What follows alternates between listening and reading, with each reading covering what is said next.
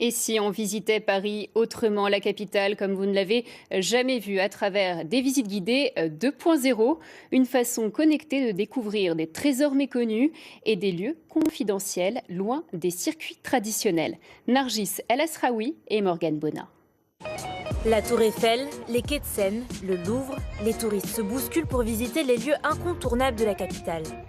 Et si on vous disait qu'il existe d'autres manières de l'explorer, de sortir des sentiers battus et de découvrir les petits secrets de Paris? Prenons Basile, étudiant, notre cobaye.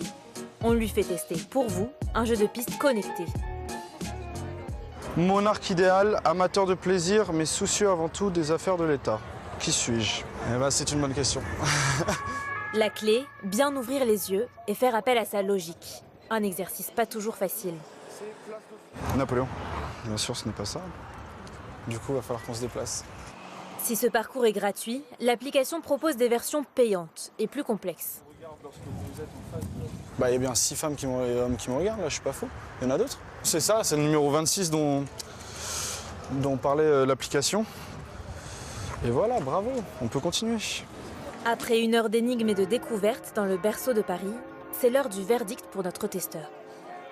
En fait, on suit une application sur son portable et ça empêche de vraiment regarder ce qui se passe autour. Et en fait, on se focus sur les choses que l'appli nous montre, en fait. Et il y a plein d'autres choses à voir aussi.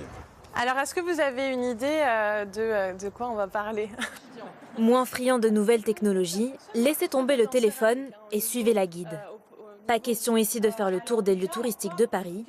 Décrypter en 1 heure des pépites méconnues de l'architecture parisienne. Le tout dans une ambiance conviviale, c'est le pari de cette jeune entreprise. On a le premier étage qui contient les plus grands appartements et plus on progresse en hauteur, plus les appartements diminuent. Jusqu'aux fameuses chambres de bonne qui sont maintenant les chambres des pauvres étudiants. Quand on vit à Paris, ce qui se passe, c'est qu'on ne lève plus les yeux et on se contente d'aller d'un point A à un point B. On est super pressé par le temps et on ne prend plus vraiment le temps justement de découvrir tout ce qu'il y a autour de nous. On ne prend pas le temps de lever la tête et d'admirer toutes ces richesses qui sont pourtant juste autour de nous. J'ai appris plein de choses, c'était des beaux immeubles que j'avais jamais remarqués alors que je suis souvent passé par ici. Je pense que ça change notre regard. Après une telle visite, on n'a plus le même regard quand on se promène dans une ville. Pas d'excuses, la visite de Paris n'est plus réservée aux touristes.